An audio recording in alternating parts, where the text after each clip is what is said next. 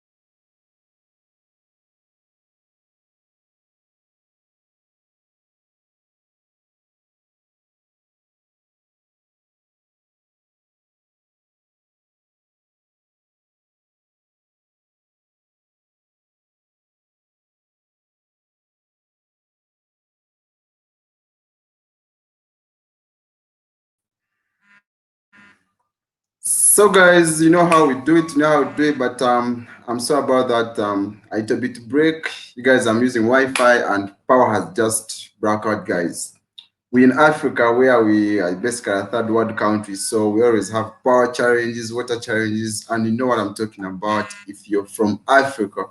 So, but basically, guys, that's how we do it. Dan Rams, thanks for coming through. I'm happy that you're here.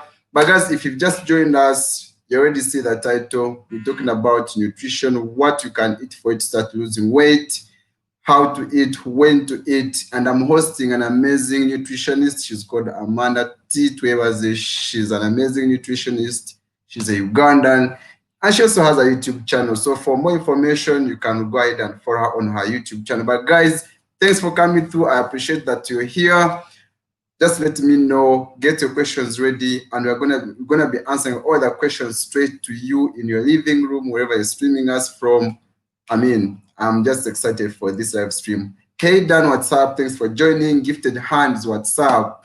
And I see, I mean, your name is just so interesting, Gifted Hands, and I need all the gifts from you.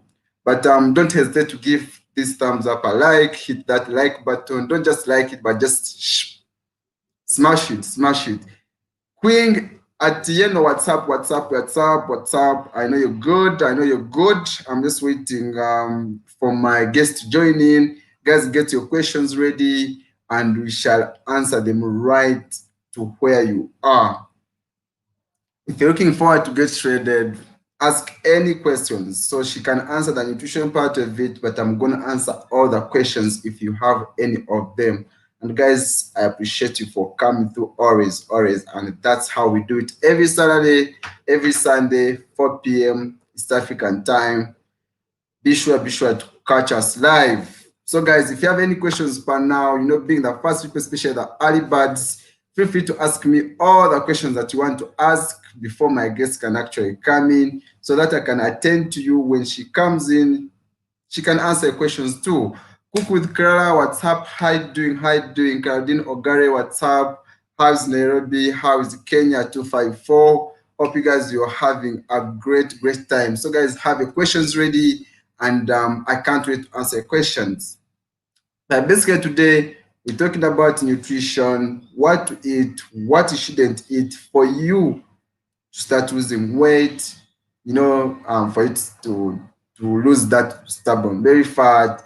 Maybe you're just eating for healthy reasons. That's what we're going to be talking about because it shouldn't always be about your body image, but should be for long-term goals and which is basically health. So feel free to ask all your questions if you've been confused of what to eat to stay shredded, what to eat to lose weight. We have the person supposed to answer all those questions right here, and she's joining me in a minute. But guys, if you haven't liked this stream, make sure that you smash that like button right about now so that YouTube can recommend this stream to so many people so that they can join us and we have an amazing time, guys. If you're in a position to share me out, your audience, social medias, even here on YouTube, please do that so that more people can come in and learn about fitness, nutrition, and what it takes to live a healthy life and such kind of stuff. But otherwise, guys, I'm happy. I'm super excited to have you here every Sunday, every Saturday. You're an amazing farm. So, guys, if you're in position to share me out, make sure you share me out. Gifted Hands, I see you. That's my friend. She's from Nairobi. Kadina Ogari, Nairobi. Cook with Kara from Nairobi. You guys, Kenyans, you're super amazing. I mean, I cannot thank you enough. I appreciate you. I appreciate you beyond measure. You're an amazing family. 254, mad love. Who else has joined us? As I'm waiting for the guest to join us right now.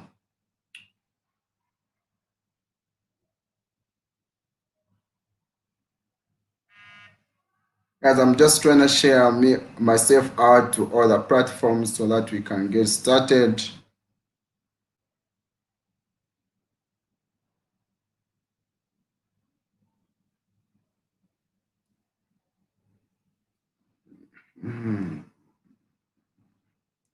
Guys, if you have any questions right now, feel free to drop all your questions as my guest is coming in so that I can answer all the questions straight away. Drop your questions right now. so that my guests can find me while I'm answering your questions.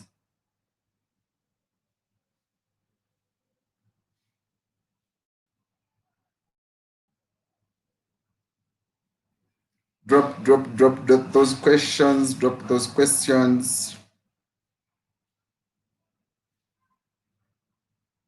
I'm gifted hands, you're saying naona tuko wote huku. How I wish you guys I knew how to speak Swahili, and I'm going for my adult education for just that one language, which is Kiswahili.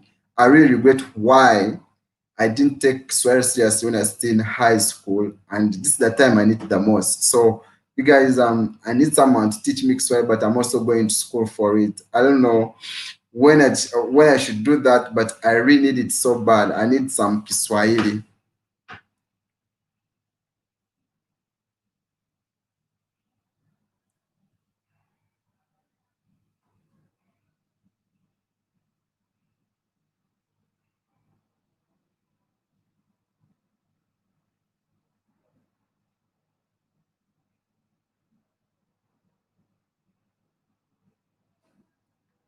Mm, mm, mm, mm, mm, mm.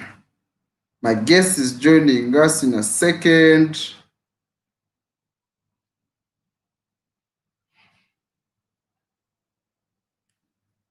Hey Carol, what's up? What's up? How you doing? How you doing? How's everything? I see you released a new song. I just need to take some time and listen to a new song. And I didn't know that you're a musician too. So I mean, I gotta check that one out after this very live stream.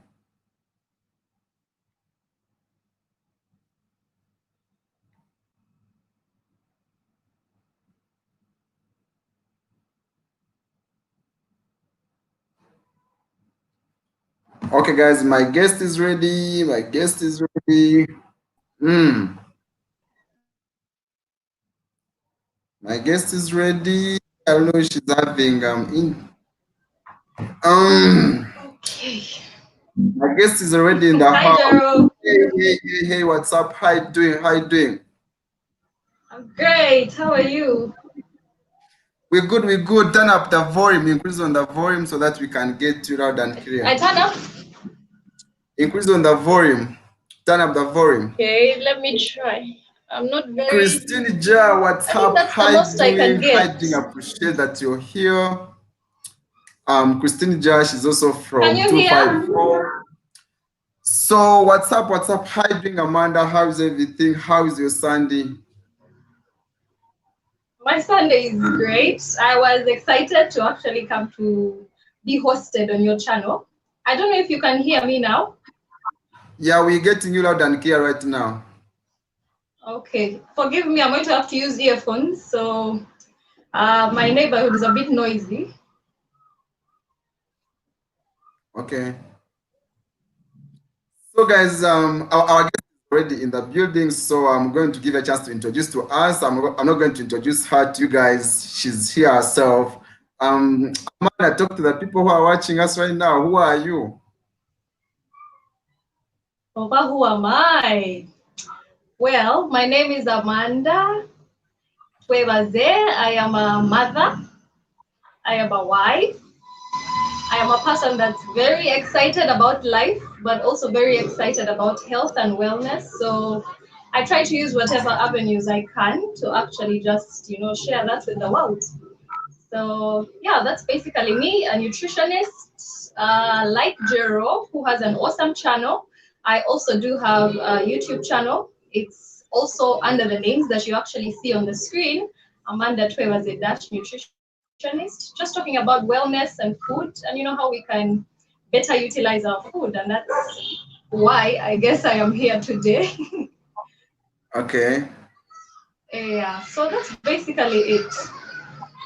Okay, so guys, whoever you were streaming us from, Amanda was she forgot to say that she's a Ugandan. She's a Ugandan as well. So whoever is watching, you should also know Yes, that. I am a very proud Ugandan, by the way. Muchiga.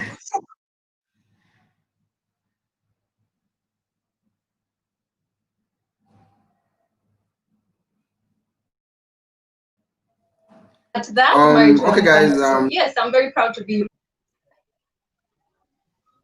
Oh, happy to hear that she's trigger. I mean, when she says she's trigger, that's to say that she's from the western part of Uganda. So And happy also to have. Central now. That's awesome. So happy to have you today. So one of the questions that I want to put you straight to your face is people always ask me what's the difference between a nutritionist and a dietitian. Well, nutritionists can actually be self-taught, go through courses that are shorter and online, or even teach yourself, by experience and by what you learn from, dealing with patients and food.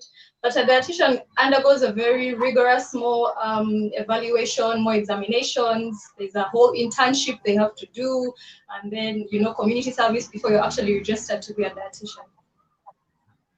Oh, me, someone who is a healthy worker, works in the hospital. We always have these Yeah. people who call dietitians, always work alongside us. So those ones shouldn't call them dietitians. We call them, nutritionists. We call them dietitians, right? Those ones who have gone to school for four Those years, ones. then after an internship. Well, unfortunately, in Uganda, we don't have that program that actually, takes us through that. You know how law school has LDC to actually qualify Okay. you to be, yeah. So to be a dietitian, you need to undergo something like that, even after you've done.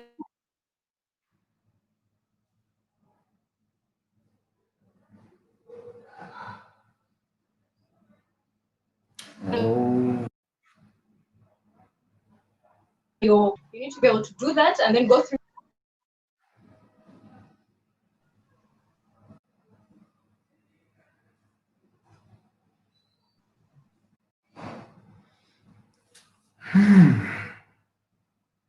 So guys, her network is a little bit breaking. Hope it will get okay. Hope it will get okay, guys. Just bear with us. And so your network is a little bit breaking. I don't know um what's wrong with that. I I hope it gets better as we go along. Yeah, those are the challenges in third world countries. You know what I'm saying about network. That's always. I'm not surprised. We always have such kind of problems. Yeah, but we maneuver, don't we? Yeah, we have to. Of course, we have to maneuver. So, whoever is watching us, please Yeah. make sure get your questions ready. We have the person to answer all your questions right here. Get your questions ready. I'll be reading your questions to her, and she'll be giving you all the answers straight to your living room or wherever you're streaming us live from. So, in the first place, Lucky them. where do you drive the passion? Where do you get the passion to start talking about food, fitness, wellness, health, and all that? Well, food is a basic need and even right for us all. So it's something really important. All of us use it, but are we using it in the best way?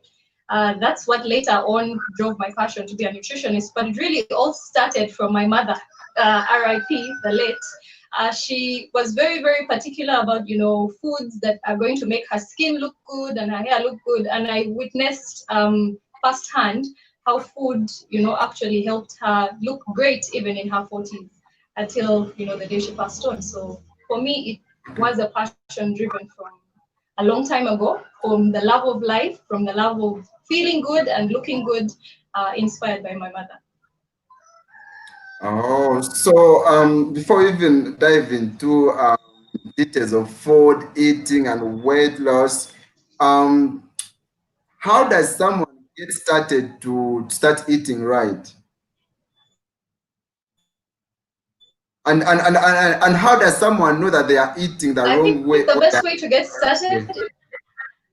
yeah, the best way to get started is really, first of all, make the decision because it all starts in our mind, whether you're going to eat or not eat. It starts in your mind. So, have the right mental attitude towards food, but also make it as simple and convenient. Now, when I'm saying convenient, I don't mean run to, the spaghettis of this world.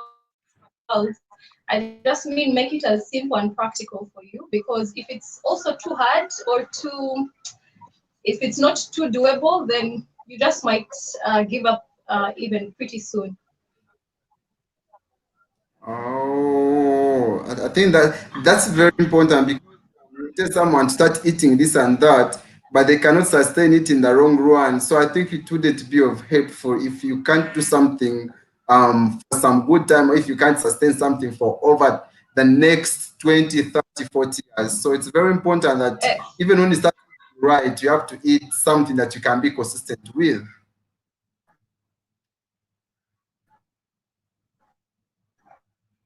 They are brilliant. Even without seeing a nutritionist, they actually do know what they're supposed to eat.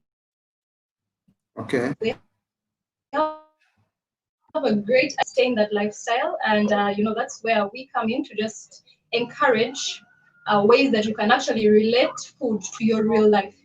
Not a dream. Ah, that's great. So I'm diving into that topic. Yeah. Before we even go into the foods, how should someone be eating to start losing weight? I think we should be going to what should they be eating first before how, because I mean, if I'm talking Oh, about okay, the either way, strategy. either way. Okay, let's go either way. All right.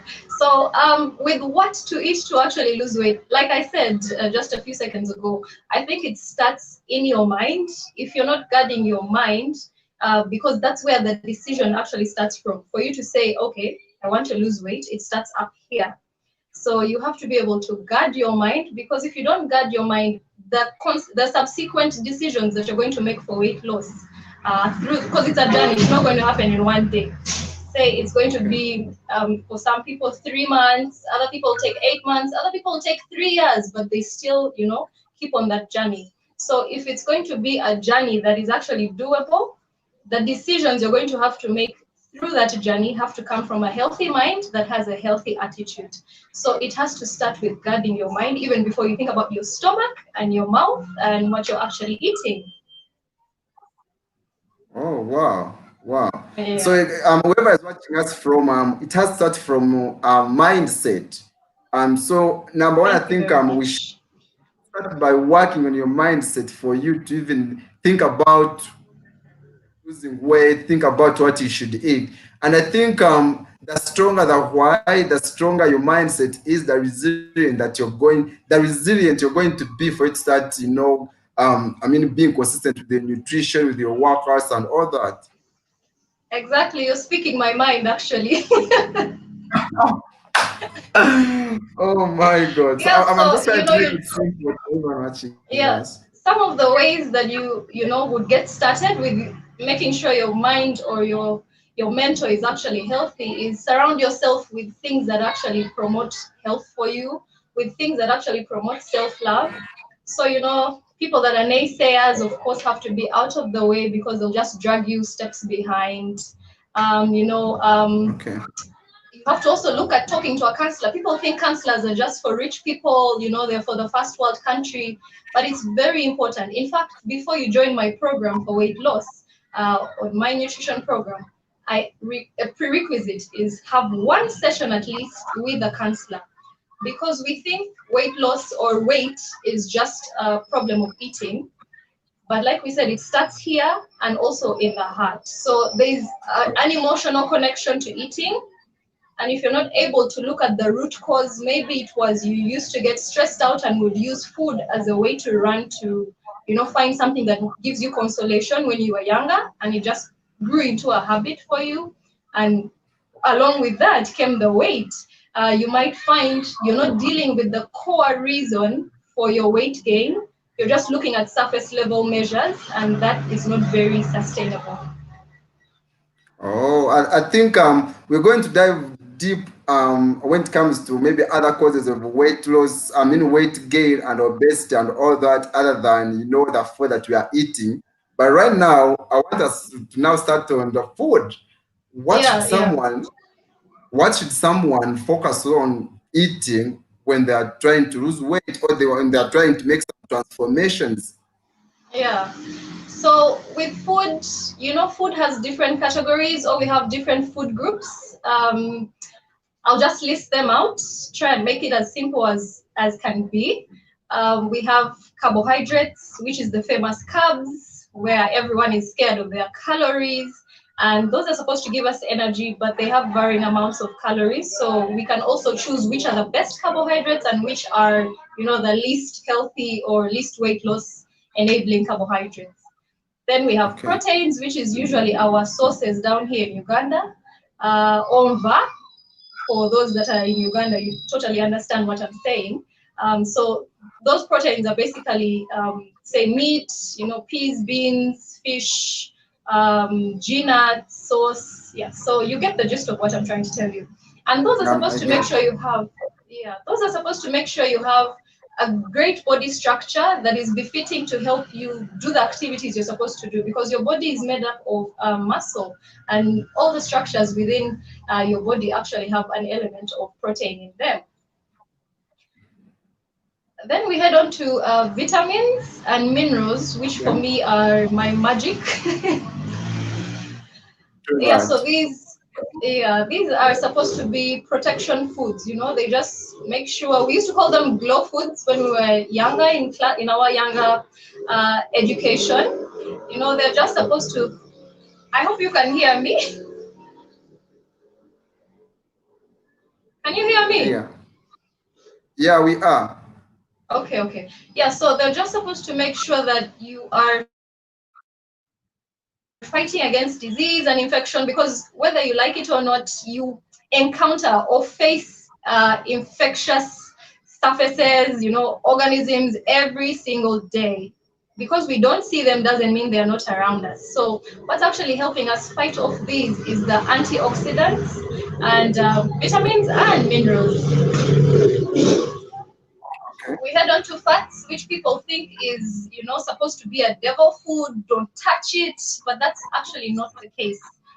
When it comes to weight loss, we need to know that for every food group, even for fats, there is a healthier version and then the least healthy version, or the lesser healthier version of fats. So even those are important as much as we think, we should run away from them, and, they shouldn't be anywhere close to us. So fats are things like the butters we use, the margarines we use, these cooking oils that we so generously add to our sauces, like we actually want to drink the cooking oil. And, Okay. sometimes we use them for our seasonings. Say you're making salad dressing for your salad. Some people use, probably olive oil or even other oils to actually add to their salads. And water, we cannot stress enough how important water is as a nutrient, supposed to hydrate us, get things moving in our body system. It's like a medium for other things to move within your body system. So Okay. those are basically the nutrients that we have. What we should know now is there Okay. are those that are healthier and those that are less healthy. When we get to learn that, then we'll make better food choices.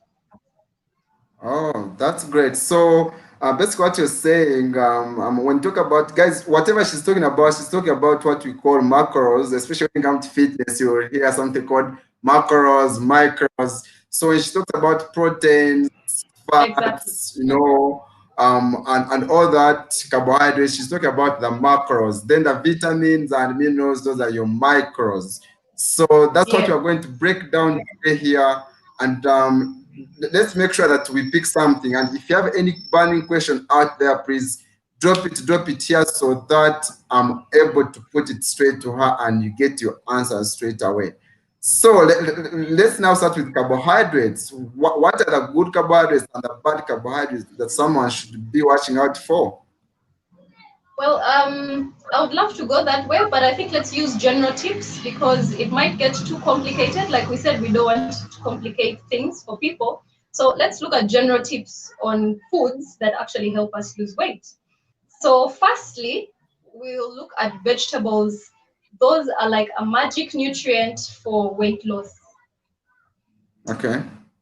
They contain fiber and they also contain those micros that he was talking about, the vitamins and the minerals that actually do propel you to lose just sort of detox the body and clean the body of fat, but also sort of boost your metabolism because of the contents that are in those vitamins and the minerals. So we find a lot of those in our vegetables. I really encourage that everyone makes sure, vegetables, especially now looking at the case of us in Uganda, the way we usually eat, we'll have maybe carbs, say a lot of sweet potato on the plate, a lot of rice on the same plate, and then a lot of maybe chapati on the same plate.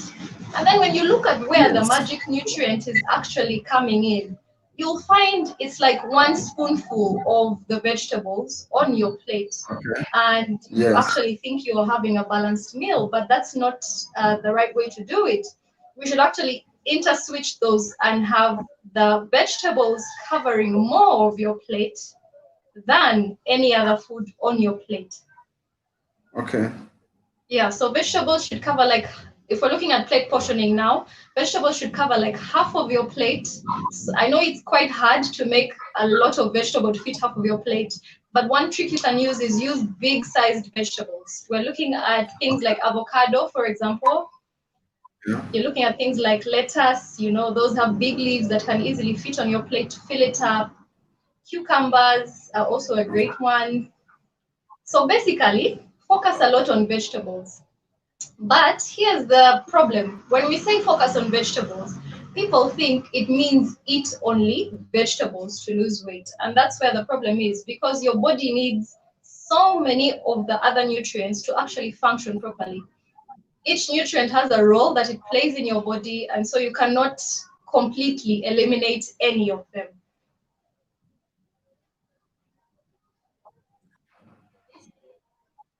Important tip.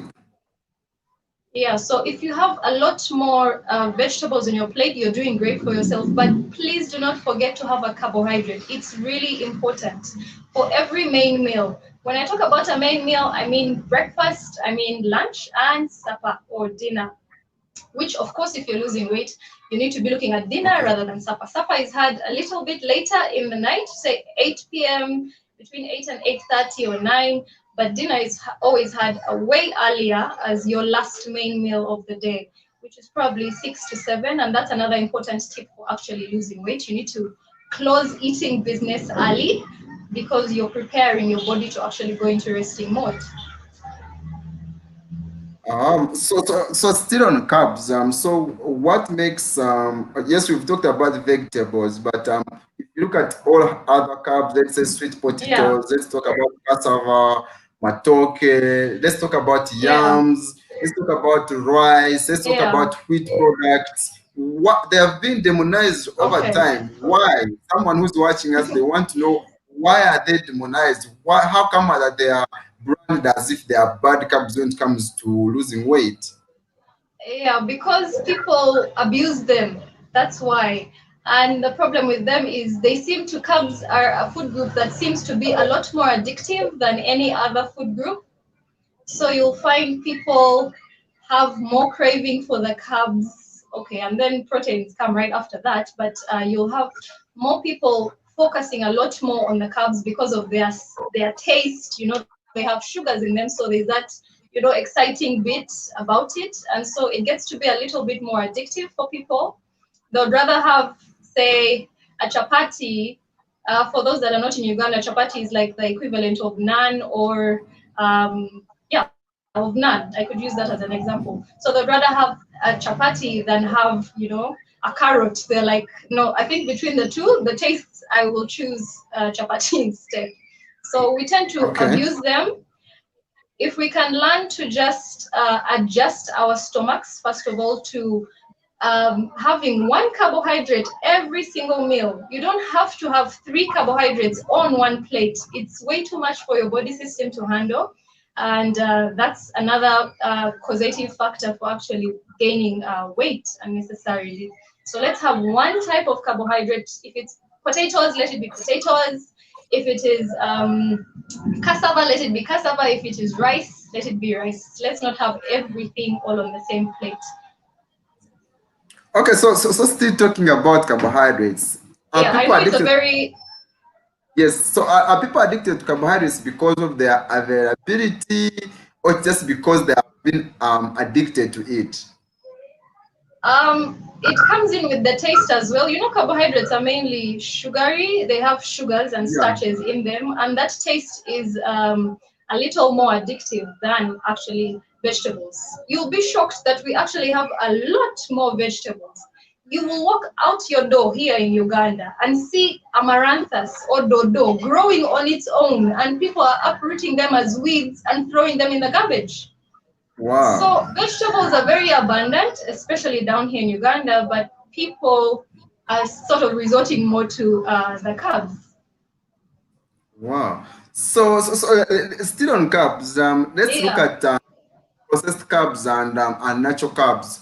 yeah. What's the difference if someone is watching and they're still focusing on losing weight, and you tell them that okay, maybe eat in moderation carbs and all that, but Yeah. we know there are processed and natural carbs. So what Mm. is that? And why should someone focus on natural carbs rather than processed carbs? So let's go to the difference between processed and natural ones first of all. So processed ones, of course, the raw material for anything processed is always a natural uh, crop or food. But the thing is, we take them to the industries and then, you know, they add so many things in them. They're probably going to add more sugars on top of already sugars in the natural carbs. They're going to add additives, salts here and there, and various chemicals that they actually do to make it look appealing to you. They'll add color, they'll add taste, they'll add flavoring, which is not natural. And that's what makes a food processed. So the processed Okay. foods are not good for our body systems because of those extra additives they put in, which may reduce your body's metabolic rate. And if you're just reducing the body's metabolic rate, then you'll have a lesser fighting chance for actually losing weight, because metabolic rate, for those that may not understand it, is the speed at which your body can actually break down food so that, you know, you don't have excesses just clogging up and being stored in the body system. Oh, So that's yeah, great. yeah. So there are processed foods. Those are the ones that we should be having lesser than the natural foods. So the natural foods is just what you see crops out of the ground or grows or is you know, farmed. Say the animals are just farmed there and you eat that there and then without having to add so much extra things into them. Then we say you're having natural food. So we need to have more natural foods, definitely, than we are having processed foods. Now, the trick also to balancing these is don't completely eliminate the processed foods. I know you're trying to lose weight, but the more strict you make it, the lesser you are going to comply with that diet plan or that meal plan. So have a lot of natural foods, yes, but give a chance to taste a bit of, say, a piece of cake when you're at a party. Give a chance to probably have a candy when you feel your sugar is low, because when you balance, that's where the secret is for you to actually sustain weight loss programs for a very long time and seeing results. So there's that 80-20 rule we use. 80% a lot more you know, natural foods, and then 20% can be a space for you. Let's say you're going out, you're with friends. I don't mean have a lot of you know, of the processed foods, you know, in big chunks, but allow yourself that, because it keeps you sane. You can't be in a space where, say, all your neighbors are having pizza, and for you from day one to day 365, you are having Okay. sweet potato. You'll definitely not keep up I with that plan, understand. trust me. You can't. Yeah, so that's one thing. We need to, I know what has been taught is stay away from them. But that has shown us, or at least from my experience, I've been practicing nutrition for 8 years now, and from my experience is most people will not keep up with that plan if it's very Yeah, strict and and and, easy. and once one is we've talked about the 80-20 rule on this channel. I don't know like how many times. Wow. Wow, What we are awesome. saying, we are saying that do not hesitate to eat that pizza when you go out. Do not hesitate to eat that candy or that wherever you go. But make sure that the 80% covers your natural foods. Make sure that you're eating right, the 80%, and then 20% enjoy your favorite foods. That's how it is. That's how it is, and that's how you're going to stay Exactly. consistent with a nutritional program or a nutritional plan. So, still talking about carbs, there's this One last element thing of about carbs. One last thing about carbs is the color is also very important when it comes to carbs. You are talking about processed and natural foods. So we have a lot of carbs that are white. Oh, the whiter the color of carbs, then the less healthy they are because they have been very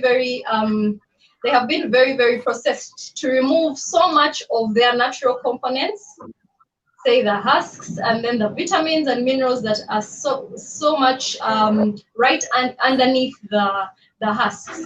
So the whiter the carbohydrates, say we're looking at posho, for example, or kawunga. If you're going to have, I think it's called grade 1 posho, which is extremely white. yes, Um, yes. yeah, that one has been more overly processed than actually that which is called, I think they call it chuchu. Like Yeah, the real last. in Nyankore, if I can put it, whoever is watching us in our local language, you call it chachu. Ah, exactly. That's what I was trying to say.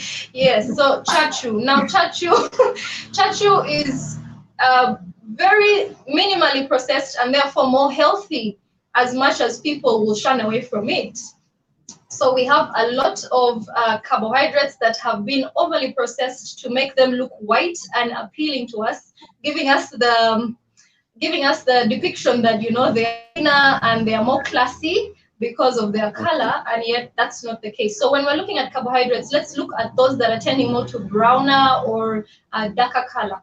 Say we're looking at bread, we would love to have more of brown bread than actually having white bread. If we're looking at sugar itself, you need to go to the sugar that's actually browner in color than actually that which is extremely white in color. You're looking at any flours that are processed, say wheat flour. We actually have whole wheat flour, which shows it's actually more minimally processed because it hasn't been overly tampered with. And so it still has a lot of its natural nutrients in there. So even as we're looking at carbohydrates, let's look at the color. The white, if you're going more to the whiter, then you're running away from the healthier versions. And if you're going more to the darker versions or darker color of carbohydrates, then you're definitely going on the right path when it comes to weight loss. Thanks for that. I mean, let me give shout outs to everyone who's watching us. Christine Jar, you're saying I love the part of giving a chance. Amanda, she's saying I love to you. Wiz Kings Vevo, what's up? How you doing? Welcome to this live stream. Trina Christine, welcome to this live stream. Claudine Ogari, welcome to this live stream.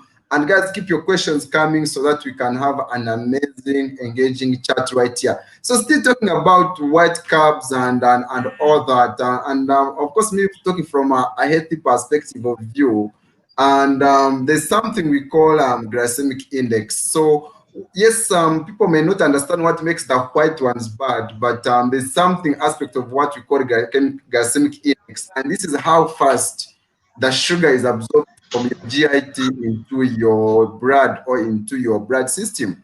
So basically what happens is all those foods which look white, they've had their starches and all that removed, which makes them I mean which makes them if I can put it in a simple language, those foods they are easily absorbed from your GIT into your system. But the problem with that is your body, too much sugar is not good for your body. Your body is like a thermostat. Your body knows that I'm supposed to work in this kind of range of sugar. Your body knows that this is high for me and this is low for me. Perfectly. So what it does, it responds to that sugar that is coming when it is high by releasing a hormone called insulin. And that hormone insulin, what it does is it's supposed to drive your glucose that you have taken or the sugar that you have taken into glycogen for storage. That's like a storage form of sugar and fat. Or if you need energy at that particular moment, to go into a glycolytic pathway for it to provide the energy for you to do an activity or run or move. But the problem is if it is coming very fast, your body has no options apart from converting all that sugar and store it as fat.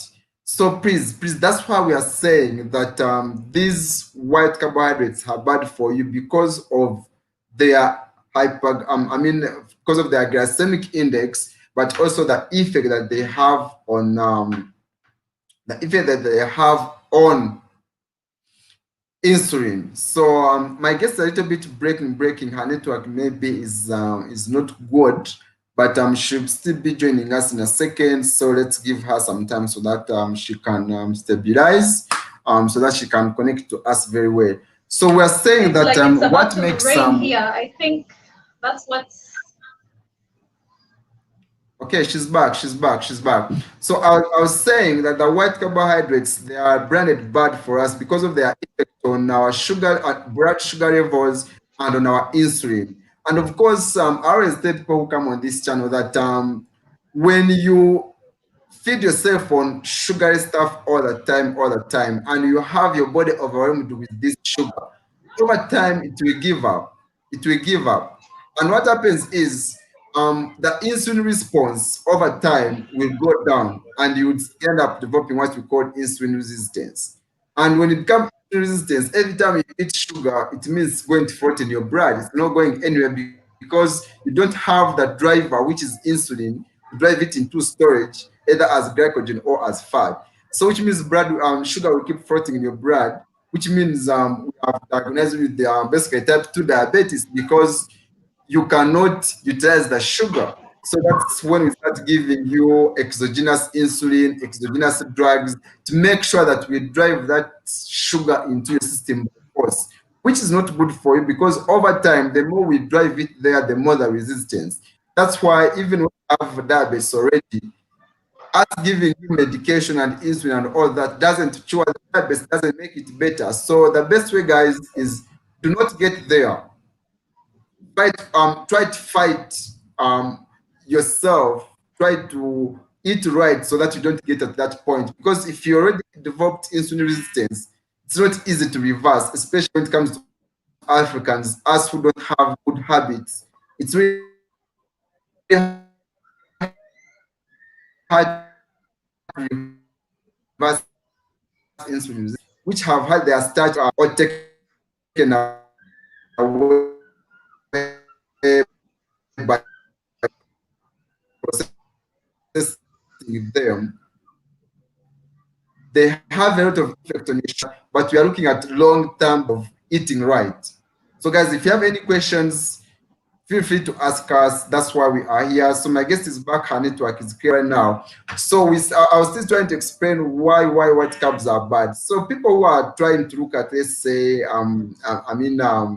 snacking, let's say chapatis. People here they always run for fast foods. I mean, there's something that people it's coming up, especially when we look about wheat. Most of the products in on the market, especially which contain a lot of sugar, they also have wheat. And from the view that wheat, there's whole wheat, but there's also processed wheat. There's also something called gluten. It's called gluten, if I'm pronouncing it right. Sensitivity Yes, and yes. all that. What should people look at when they are taking wheat and all that? Okay, so let's talk about snacking. You brought up a very good point when it comes to weight loss. People also have that misconception that you should definitely not snack. But if you're going to go through weight loss, you're definitely having smaller quantities of food than you usually were, or any other person that's not on the weight loss journey. And that means you need to keep sustaining the body by actually offering it foods, small quantities, but a lot more frequently. We talked about the three main meals: lunch, breakfast, and dinner. But in between there, you actually have to have some snacks. So snacking is actually great when you're on a weight loss journey. All we have to do, like you've said, unfortunately, the things that are more advanced on our streets and in our restaurants, and eateries, is the foods that are actually very highly processed or have high wheat content. Um, But here's a trick that you can actually use to make sure you snack healthy is pre-plan your foods. So pre-plan the shopping, have a list written out of what's in stock in the house and what's not in stock, so it can actually make it more easy for you to snack on healthy foods. If you surround yourself with the healthy foods, then you're definitely going to eat them, and you're definitely going to get more results than someone who doesn't plan and just waits to find out, okay, what's around me, and chooses from that. So have your nuts, have your seeds, nuts like almonds, cashew nuts,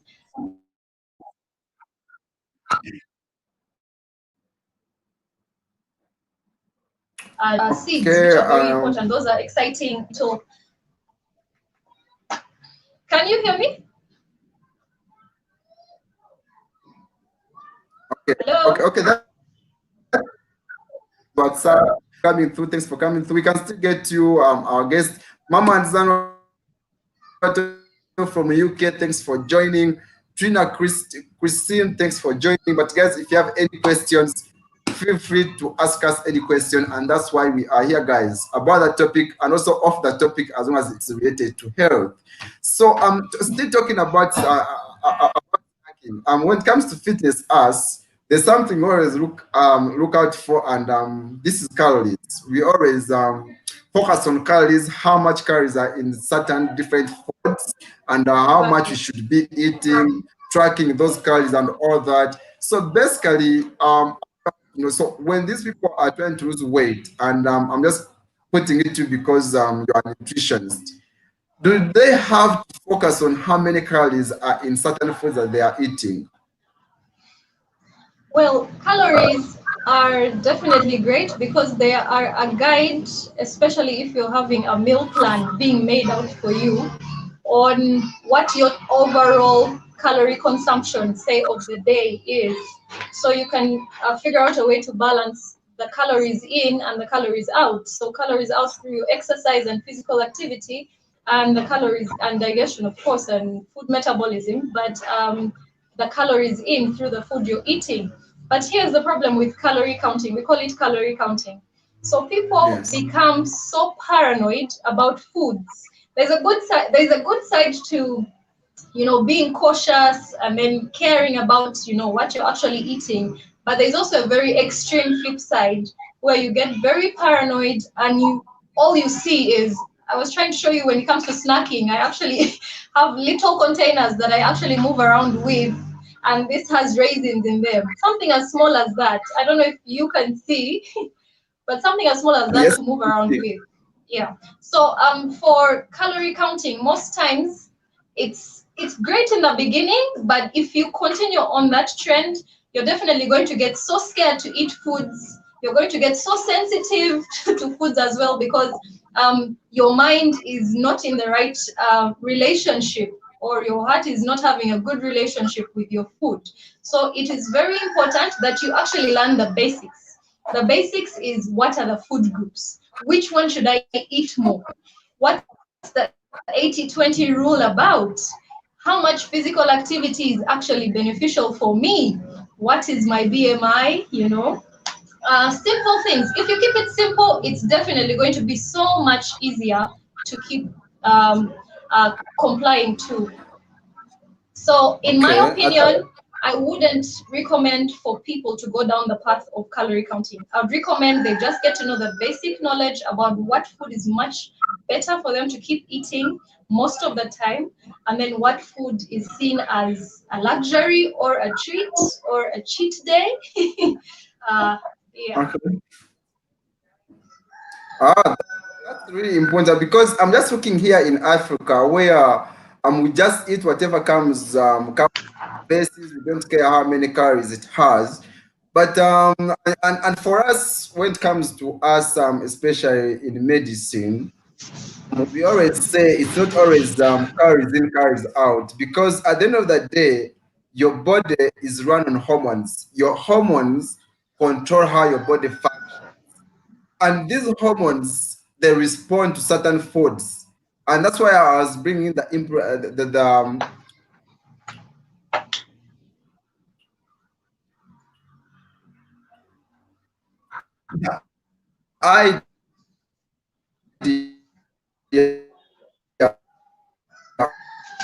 Or the point of insulin. Likely, how many years are you 20 years? And that's the question you have to ask yourself. But here, the question I always I put people is people talking about hormones, especially when it comes to food. Especially we have hormones which are influenced by food. Talking about I've talked about insulin, talk about hormones like leptin, talk about Reproductive hormones like hormones as well. ghrelin, talk about hormones like human growth hormone and all such kind of hormones. And that's what controls your body. Your body is not controlled by calories. Yes, I know the calories, Lulu, calories It's in it's calories. it's Uh, intertwined. yes, yes. So at the end of the day, me, I think for people to be consistent with, to watch your hormones, and you shouldn't mind about the the calories that you're taking in, but what's their effect on your hormones? Because at the end of the day, the long-term effect on hormones is what's going to affect your overall health.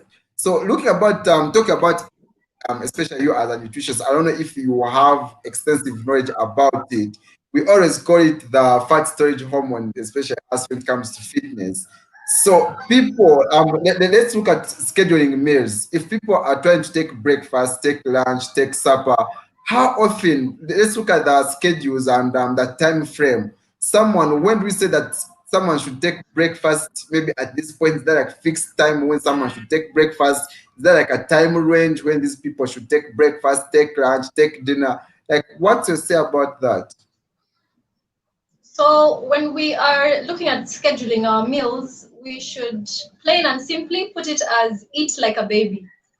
Babies eat very frequently but very little meals, and that is the trend that we should also take. That means you're going to have, as much as people think when you're trying to lose weight you shouldn't actually eat so much. I've had people say they have one meal in a day, and that's where it stops until the next day, not knowing they're actually affecting their metabolic rate and their hormones like you're talking about. But if you want to actually keep weight loss healthy, not just weight loss where by the end of the weight loss your body is looking like you have wasted muscles, you look sicker than you actually started. So I for know. time ranges, we would prefer that you have meals every 2 to 3 hours. That means you're going to have about 6 meals in a day, 6 to 7 meals in a day, but they should be Okay. tiny, small meals, including your snacks that we have talked about. And then even for when you decide this is breakfast time, because we all have different lifestyles. Some people wake up way too early, say 4 a.m., and their days have started. So that's probably when they have their breakfast. But we have to keep in mind that at least have 2 to 3 hours time lag before you have your next meal. So you can have your first meal of breakfast, and then the next meal will come in, which is a snack, will come in 2 or 3 hours later. And even within, say, if you've decided that for you, your lifestyle dictates that breakfast should be had, say, at 6, um, don't leave too much time span before you actually have that meal every day. Let it be a consistent time around 6 to 7. Make sure you've had your meal, because your body works like a clock. It's on a biological clock as well.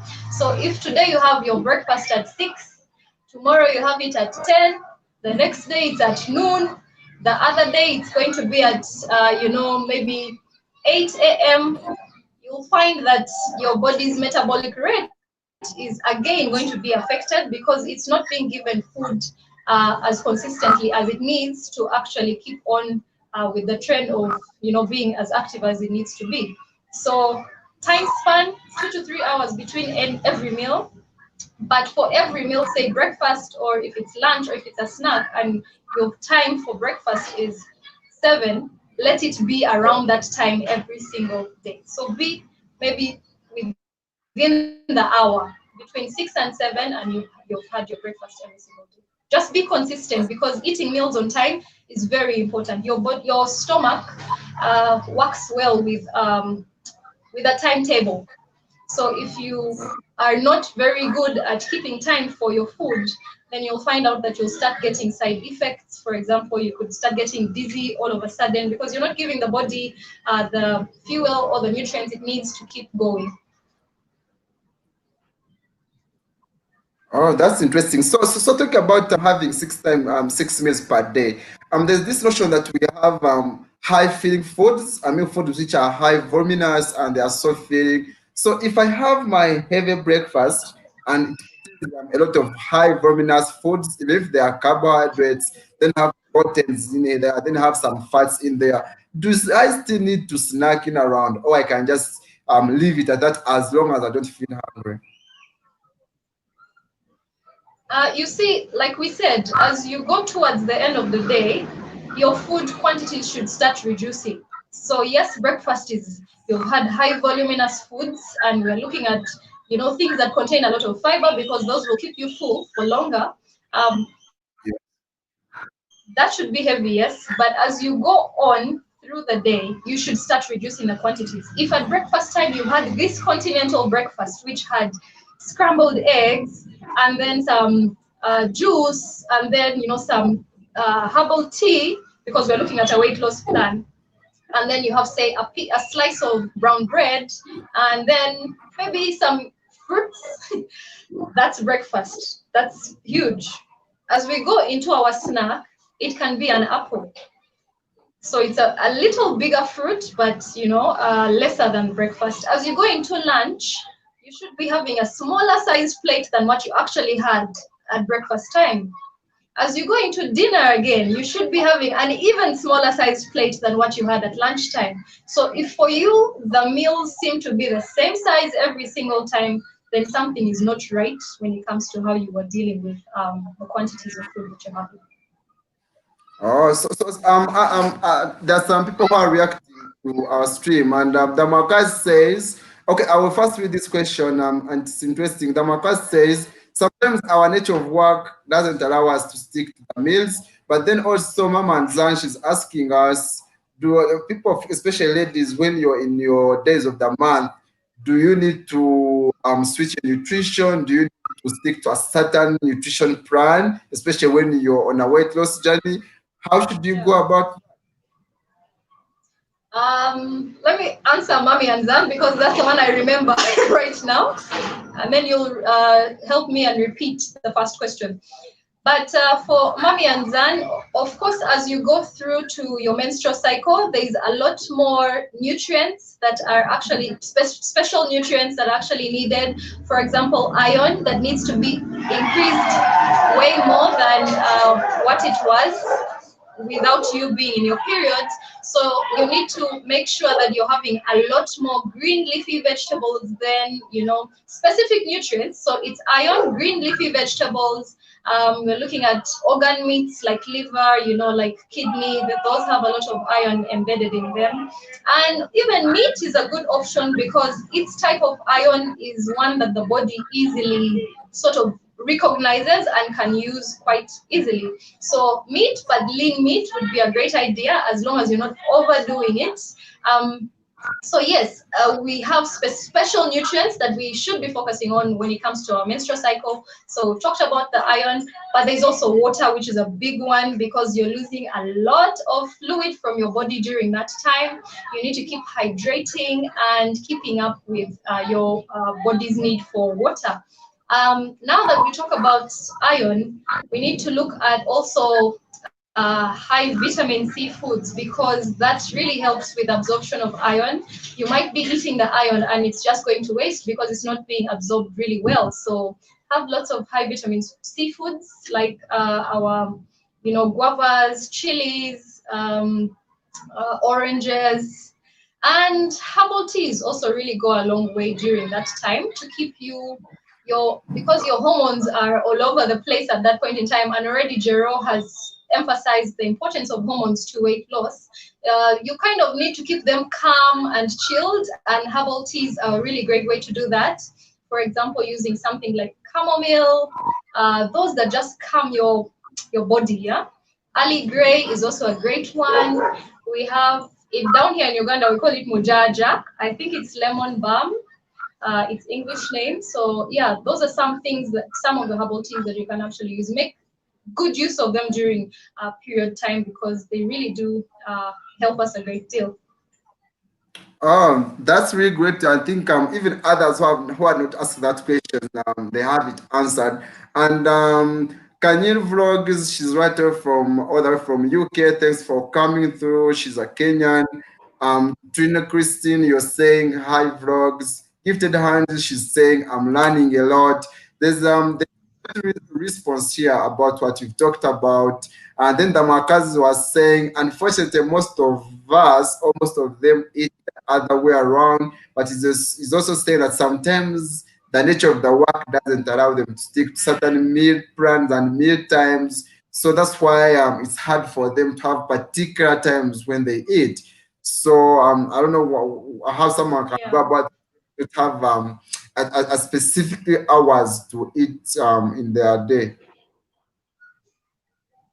Okay, so that is a very common problem because as we grow older, we get more responsibilities. So you're going to be rushing from task to task, to keep up with life.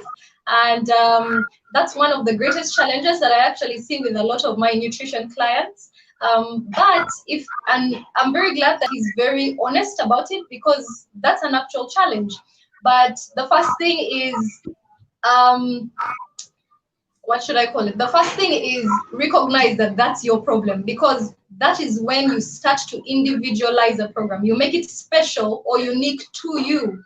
So finding that you actually do not have time in your day's schedule is already like halfway through, the answer to weight loss.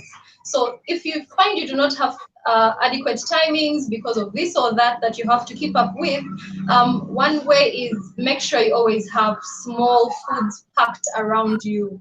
I know men don't usually carry, bags or things with them, but you definitely have cars in there. And, our snacks is not meant to, our foods are not meant to be only something that is big and tangible that you can carry with two hands for you to say, I have eaten. We have something as small as an energy bar that you can carry in your pocket, the same way you carry your wallet. So if you find you have not had time for breakfast in the morning, pull out your energy bar from your pocket and have a quick bite as you're doing whatever task that you have to do.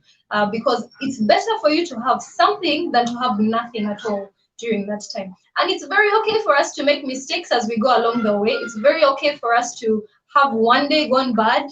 But the most important thing is, yes, today has gone bad.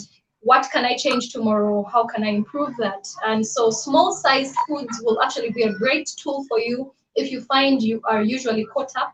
Just always endeavor to have, I'm sure you always have your IDs with you in your wallets. I'm sure you always have your ATMs. Those never run out of style in your wallet. So let's also have, small sized foods. For example, those energy bars or even the nuts, cashew nuts. A little pack can fit in your pocket.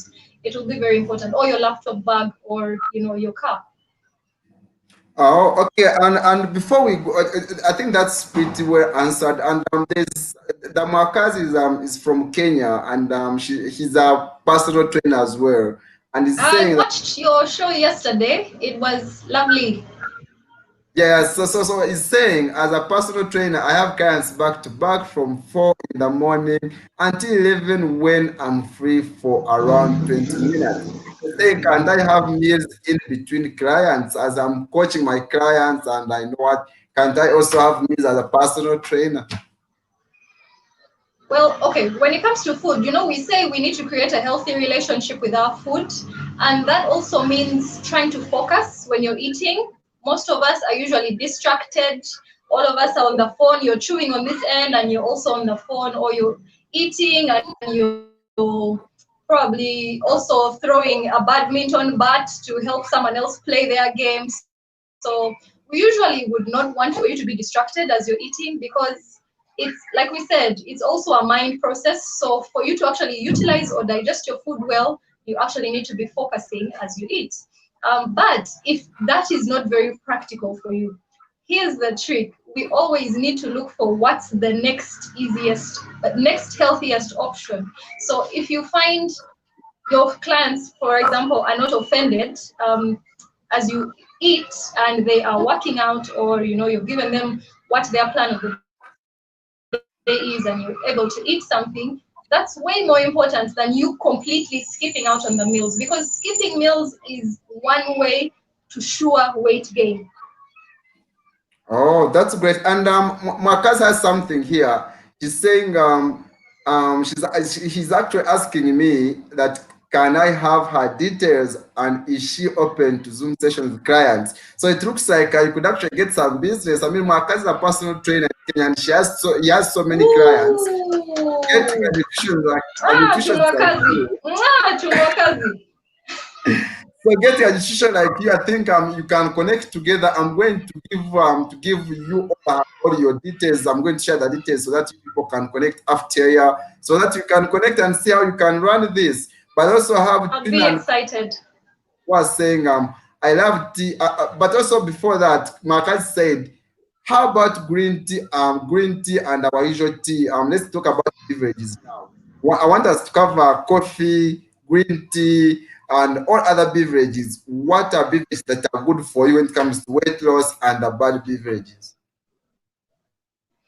So there is nothing that's going to beat water. Water is going to top them all every single day because we are made of water so much. So water has to be something that you strive for. If it's something that's already part of your schedule or your routine, daily routine, then kudos to you. But if it's not, you have to start working on it now, because you cannot survive at least looking healthy or even feeling good or even keeping, like you said, our body homeostasis or internal body, build up without water. So water is going to be number one on the list. When it comes to Okay. herbal teas, you see herbal teas give us different effects and they affect us differently. So I would advise that you actually understand, or by trying, of course, how each herbal tea affects you. So someone might tell you, when I take cloves tea, because it has a little bit of a tangy taste, I actually feel irritated in my stomach. And you might find it's because they have ulcers as an underlying disease, or generally their stomachs are just sensitive. So we need to first figure out, how do these teas affect you as a person? Because each of them, as good as they are very enabling for weight loss, but they do have some side effects, some way more than others that you need to look out for. So when it comes to green tea and our usual tea, of course, green tea is packed with antioxidants and chemicals that we call polyphenols, which are, to put it simply, they promote our health by helping us, fight off disease and, protect us from all these external contaminants that actually cause disease in our body systems. So green tea would definitely be a great one to have instead of having black tea. But here's the thing, you cannot have green tea every day. That's not the right way to do it, because you're robbing yourself of the chance to actually benefit from having normal black tea. Normal black tea has its own good side as well. You're robbing yourself of the chance to actually taste, say, a fruit tea like orange tea. So my advice would be, alternate these teas, alternate these beverages. Coffee, I know we have said coffee is a devil food. And it can be very easily, because of its contents of caffeine, which can be extra stimulating, it can be just disabling for our metabolism. But it can also be a healthy drink if you actually have it not every single day. So the same way you have a schedule for food, say today I have matoke and beans for lunch. Tomorrow for lunch I'm going to have rice or brown rice and mushroom. It should be the same thing for our beverages. The only thing that remains constant is your water. So today, if you have your green tea, tomorrow let it be another type of tea. We have so many types. We have fruit teas. Those are the ones that come from the actual fruit. Say you're getting a mango and you add it to your black tea. The resulting liquid is called a fruit tea. We also have herbal teas. Those are usually parts of the plant that actually are not fruits. So say the stem of a plant, like how we Okay. use cinnamon bark to have, you know, cinnamon tea, or down here we call it mudarasini in Uganda. Yes. So Yeah.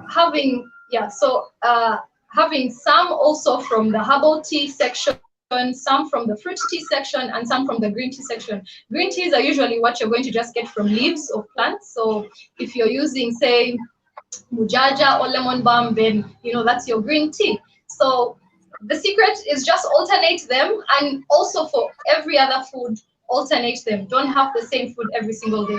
That's another sure way to actually gaining weight. Yes, so the markers, I'm going to connect you to Amanda. So after you're going to talk and see how you can go about your clients and how she can help them nutritionally. And there's a reaction here. Trina, you're saying I love tea. So Amanda introduced me to green teas. They worked wonders on me. I've lost weight gradually, especially when it comes to taking plain warm water. Why should someone take plain warm water or cold water? What's the difference, especially when it comes to weight loss? Okay, for water, definitely water, both types of water are very okay to have. But why have cold water when you can actually have warm water? We're not saying hot because we don't want you to burn your tongue or your lips, you know, poor Yes. lips. So we're looking at lukewarm water. Lukewarm water will go easily through the body system. So that's basically a better version than actually going to have cold water. So why look to having cold water from the fridge when you can have room temperature water, or actually warm water that comes with the added benefit of that extra warmth? When it gets into the body, it kind of helps to, you know, fasten things when it comes to how the food moves in your body system. So would rather have warm water or room temperature water than having cold water, that's for sure. Oh, so yes, we talked about green tea, but there's one substance, I don't know what she has said. It's called epigallocatechin, and this is one of the substance antioxidant that is actually found in green tea, and it has been proven to be actually anti-cancer. It has some anti-cancer fighting stuff. So I mean, green tea does not come only with losing weight, but it comes with all a lot of. Extra. It also contains caffeine, and caffeine. Talking about caffeine, caffeine is a psychoactive drug, by the way, for people who. Mm. That's why it is super addictive. Although it is a psychoactive drug that is legalized in the whole world. You understand what I'm saying? But the way too much of it, of course, is bad, and too much of it will cause because it's a CNS stimulant. I mean, the central nervous system is stimulated by caffeine. Your cardiovascular system is stimulated by caffeine, so you're going to get anxiety, you're going to get palpitations, and all that. So that's why it's really paramount that if you're taking caffeine-containing beverages, you must take them in moderation. And we here always look at what we And recommend all people. other herbal teas. Yes, and what science recommends is do not go beyond 400 milligrams of caffeine per day, and you can find 400 milligrams of caffeine in 1 to 3 cups of coffee, maybe per day, but also depending on the size of the cup. But you want, if you're having like 1 cup of coffee per day, it's okay because that is below 400 milligrams. So I always say people don't always get addicted to coffee. The biggest point Perfect. is moderation. Moderation is very key, but also coffee is important because if you have a slow metabolism, coffee in one or the other, boosts your metabolism. And the research has been about that. If you're someone who is active and you're trying hard, to get workout out, your energy is low, coffee can help you out. But of course, too much of it, bad because it's a psychoactive drug. So hope that one is taken. And that's about beverages. Let's go to protein now. Do you even have bad protein? Does bad protein even exist? Um, well, when it comes to protein, I think our major problem with them is, especially on the animal side, they don't come alone as protein. They'll come embedded with fat as well. Okay. And that's where the problem is. And so when we are talking about animal protein is rabbit, is fish, is organ meats, like we talked about, is beef, goat meat. Most times they'll come with fat embedded in them, and some of them have way more fat content than others. For example, the beefs usually have very high cholesterol content, say, for example, compared to fish. So, like we said, we need to know that there's always going to be the healthiest versions and then the lesser healthy options. So Okay. I would recommend that when you are using your proteins, the animal proteins will go to plant proteins as well. But when you're using the animal proteins, endeavor to have lean cuts. Lean cuts means on your beef or on your protein, don't be able to see fat visibly. There will be fat, of course, there, but try and not see fat visibly in there. So if you have to cut it off, please do cut it off. That's for animal proteins. And of course, if you're looking out for what are the more healthier options on the animal side, it's going to be seafood, it's going to be fish. I was about to say fishes, it's going to be fish. um, yeah, and chicken, but chicken as well, still don't be able to see the visible fat, and remove the skins. Especially, I'm saying don't see visible fat because the chicken of these days, the way they are being reared, you can see so much fat under the wings, it's practically staring at you, and that's what you should be trying to avoid as you cook for the animal proteins. And then when we head to the, and most of these animal proteins, by the way, do not need for you to use extra added oils as you cook. So try as much as you can to avoid using extra oils as you make these animal proteins. You can have cooking methods that actually entail that you don't need extra oils. For example, baking, for example, roasting. And as you roast, also please mind that you don't see the black coloring on our meats, because that can be cancerous, and just predispose you to diseases you may not want to get in touch with. But for now, our plant proteins. Plant proteins are, yes, extremely healthy, and that's what most people use when they are trying to lose weight. But the thing with them is they also sometimes come with anti-nutrients in them, and those anti-nutrients can also still affect digestion and absorption of very important nutrients in your body. So as you have your plant protein, say you're having peas or beans, it's best also that you try and either soak them up a bit, or make sure you cook them also to perfection, because sometimes they have those like we've said, like phytates, which may actually affect how you absorb important nutrients in the body. So you want to be, yes, eating the plant protein, but you don't want to be affecting the absorption of, say, another vitamin or another mineral. So if you want to keep that balance, we need to put those two things in mind. Oh, that's well explained. That's well explained. And of course, for me, as a personal fitness trainer, when I look at protein, there's something we call the thermic effect of food. And when you look at protein high stomach effect actually among other foods. Well, atomic effect, whoever is watching us, I basically mean that how many calories is your body going to break down to digest the protein? And basically, your body actually uses a lot of calories to digest protein, on top of them actually being so filling. So what does that one mean is when you take a lot of protein, you're indirectly burning more calories without you knowing, because to a 20 to 35% of the food that you're eating will go back to digestion as well. So that's why protein has that extra advantage over all other foods. But On top let of me helping you build muscle to tone your body as you lose weight. exactly. Let me first shout out to Lydia William. Lydia William, she's from Poland and she's also a Kenyan, so she has made it to here.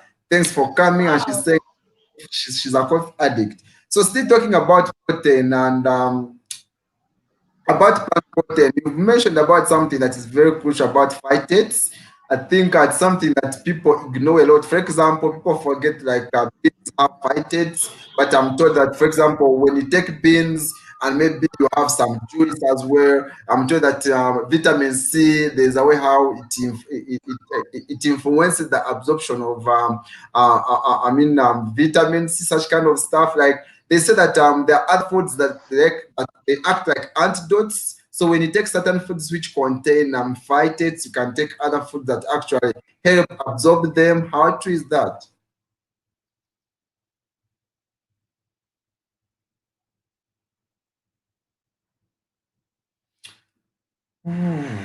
So whoever is still watching us, thanks for sticking with us. But guys, if you haven't given me a thumbs up, hit that thumbs up right about now. Do not forget to hit that thumbs up, guys. And if you're not subscribed to my channel, it's that time that you hit that red subscribe button that you're seeing right there. And always join the amazing team, always join the family. So my guest is still struggling with connection here and there. I hope she'll get to us soon. Lydia William, you're saying I love beans. I eat them weekly, but always soak mine overnight. That's good. That's good because when you soak beans, what happens is you actually breaking the fibers that we are talking about. That's why when you soak them, they get ready very fast compared to when you just get them and put them in a saucepan or a pan and then heat them up. So that's why soaking them is very important. One, they get ready quickly, so you're saving time, but also you're killing or you're getting rid of the fibers that she was talking about that inhibit the absorption of certain nutrients. So guys, my guest will be joining us again. Feel free. She's gonna join us again as she stabilizes her internet.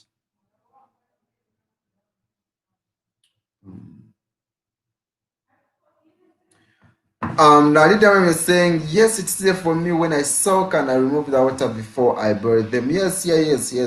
You're true that, it is much easier that way. And Lydia, it's been a while. What have you been up to? How is everyone? How is the family? Then the Makazi was saying, Claudine Ogale will look into your house shortly. That's great.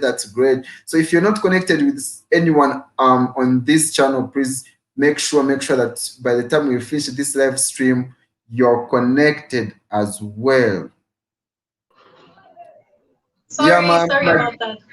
Yeah, my guest is back. And we're still talking about phytates, especially when it comes to plant protein and all other plant foods. That basically what happens is I'm always saying that when God made a toxin, He made an antidote for it. Unlike like how human beings are, we made toxins, but we don't have antidotes for them. So I'm told that actually there are certain foods which can help some nutrients get absorbed faster by either breaking down the phytates and all that. And that's what I wanted you to comment about.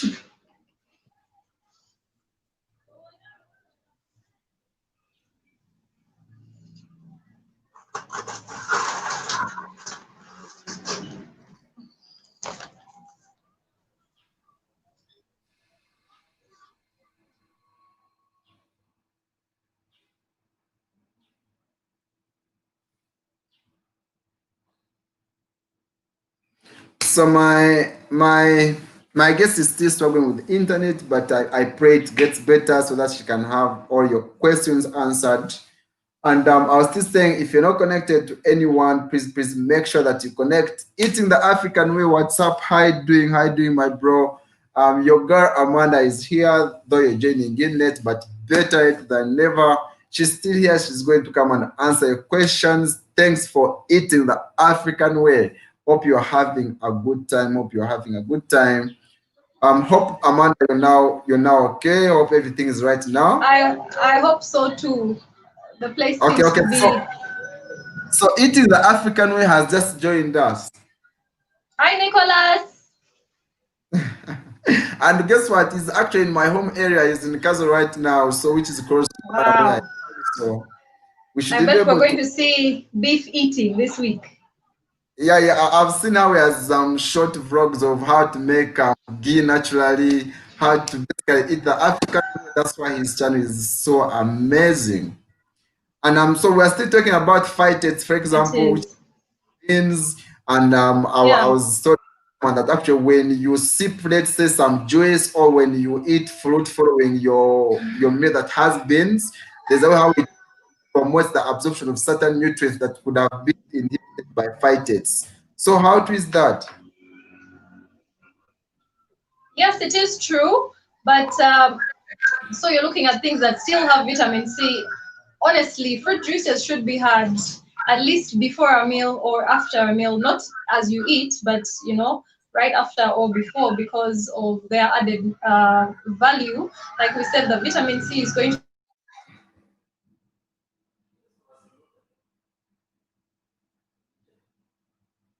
help you understand that because your fruit Yeah, so whoever is watching us, you know what we mean by internet. Sometimes internet can get crazy, especially depending on the carrier that you're using. Sometimes it can slow down. So when you don't have like a stable Wi-Fi, internet in third world countries can be a little bit tricky. So you wanna bear with us a little bit, but she'll be here to answer all your questions. Yes, Amanda, you're back on air. Yeah, so for the phytates, the best way is make sure you break them down. And how easily you can break them down is soak them in water or cook them, because the heat also helps to break down those phytates much better. So that's one easy way to do it. Oh, that's great because actually someone Lydia William was already saying that first she soaks her beans, and what happens is when you soak beans, they basically get ready faster. So should I think that, or should I take like phytates are the ones which prevent the beans from getting ready faster? What is it always the magic there? Well, for every vegetable, there's going to be some fiber content, whether it is soluble, insoluble, or cellulose content as well. So sometimes that can be harder to break down, and we have varying quantities of that in various vegetables, and that may be the cause of her predicament with her beans. Okay. Okay, and I'm talking about proteins. So how much protein should someone be taking on daily? So, some, for example, let's look at the RD, what we call recommended dietary allowance of protein. What do you recommend for someone out there that they should be taking this amount of protein on a daily basis? Well, this cannot be dictated upon. I'll actually send the question back to you because you're the fitness trainer. We are looking at people on weight loss goals, right? So when you're looking Exactly. at weight loss goals, please have a team, because a team makes sure, for example, I might probably state out the foods that you're supposed to have, where you're supposed to get them, how best to prepare them. But your fitness trainer is going to help you understand that because you're on an intense program or one that's not so intense, you need this much protein or you need this less protein. So for weight loss, I would definitely uh, advise that you actually talk to your trainer, see what the requirements are in terms of your protein needs, and then the nutritionist is able to see how you can get that much protein in your body system. Counselors as well, like we're saying, look at a team. A counselor is going to be very important for each person that's on a weight loss journey.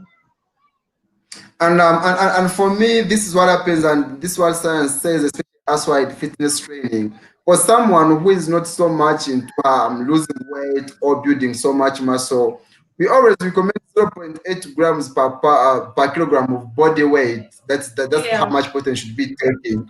And of course, one thing that you should know is 1 gram of protein actually contains 4 calories. So at the end of the day, you have to know that at the end of the day also. So 1 gram of carbohydrates and proteins, they all contain 4 calories. That's when your body breaks them down.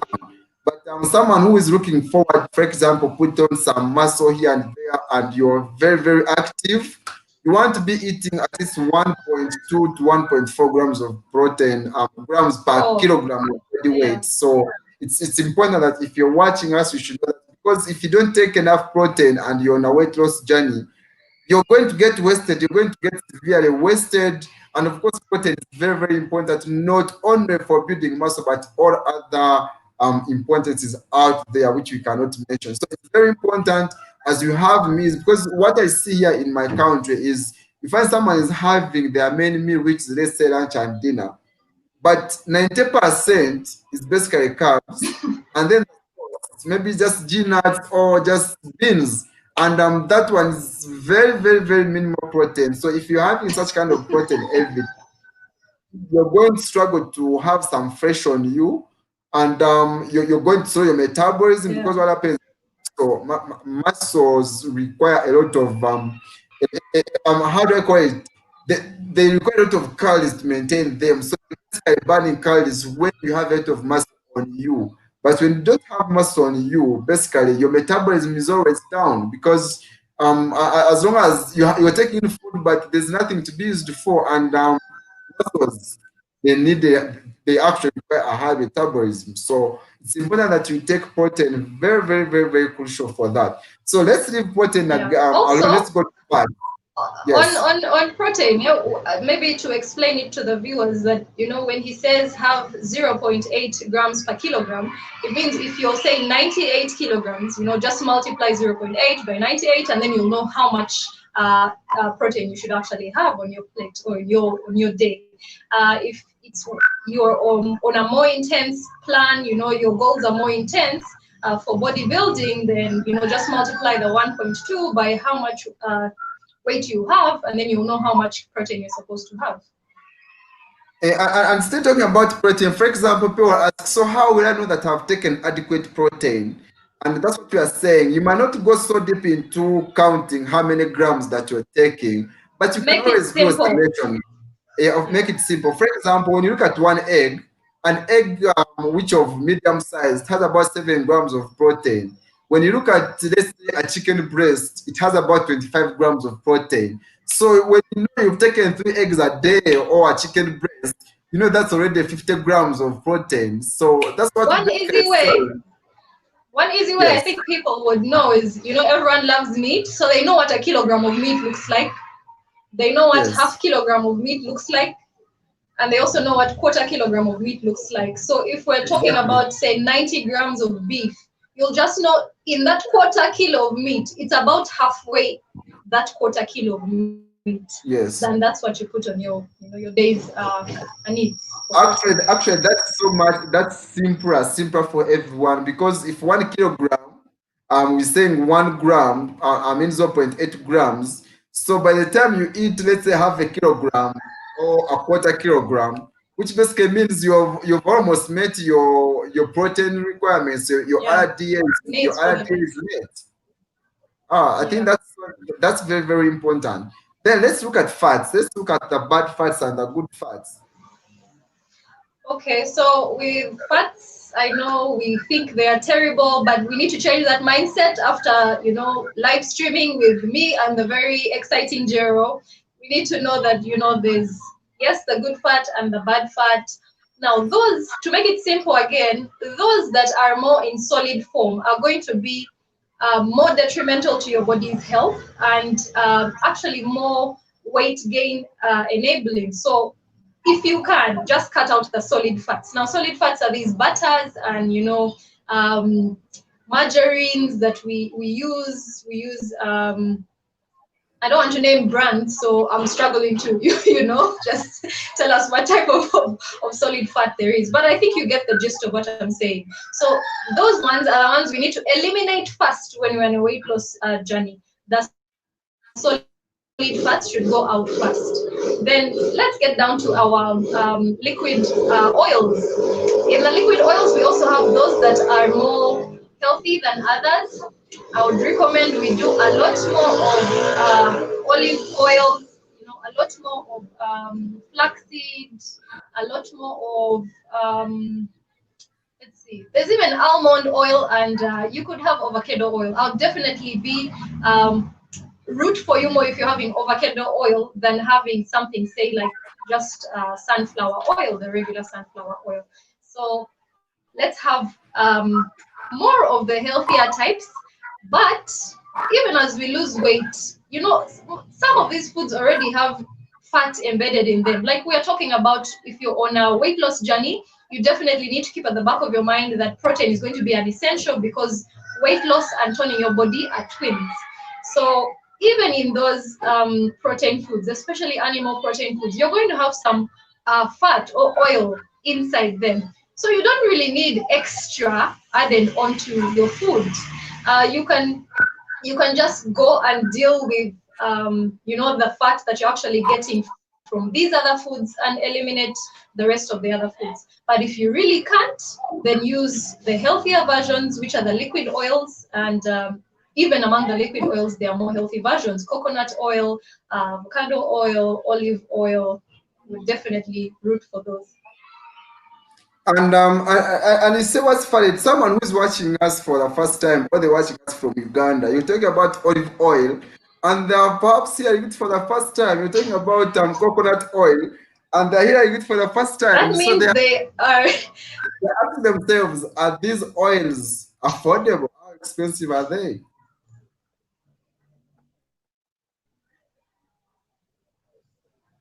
Available. So they are available, but okay.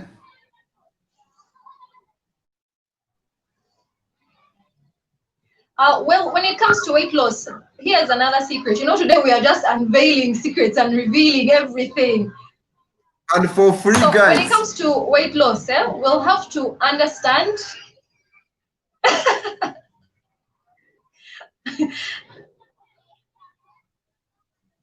Can you hear me? Yes, we are getting you. Continue.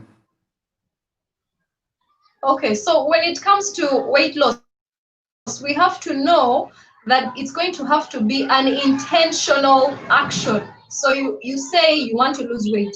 That means you're going to have to write out lists. You're going to have to plan for these food lists. You're going to have to look out for the money to keep up with these food requirements, with your training requirements. It doesn't have to be expensive. It just has to be planned for. And part of planning is sourcing the providers of these things. Now in Uganda, we have various people that have cropped up because health and wellness is becoming such an in thing these days. People are recognizing more how important it is, especially after what Corona showed us. So you have to outsource these things. Now it's way more easy because we are connected to the web and the internet. So just type in something like coconut oil suppliers in Uganda, and you'll definitely find some. Just type out, maybe flaxseed suppliers in Uganda or growers in Uganda. And, look out for where are the organic shops. Make farmers your friends, because farmers will link you to all these organic foods and suppliers. Make people that have the same goals as you your friends as well, because they might know a thing or two about where they get this particular organic food or not. Who has the best version or who has the best brand. So you have to be intentional. You cannot say, where do we get these things?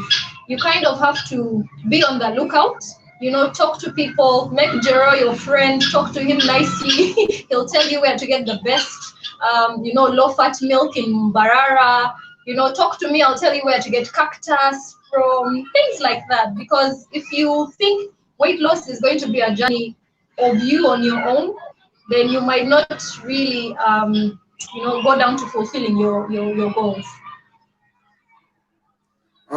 That's important. And so before even we leave fats, there's this word called trans fats. So someone wants to know what the difference between trans fats and the bad fats. So maybe you can make it clear for them. Between trans fats and the bad fats? Yes. So let's first go down into separating the good fat and the bad fat, because I think that's more important for them to understand. Yeah, well, with the bad fat, we are looking at, we call them saturated because they have their composition makes it hard for the body to actually break down and use. So you end up having more clogged up arteries. That's when they tell you you're predisposing yourself to heart diseases, to pressure, to this and that, diabetes and the like. While the unsaturated fats are the healthier oils that we were telling you about.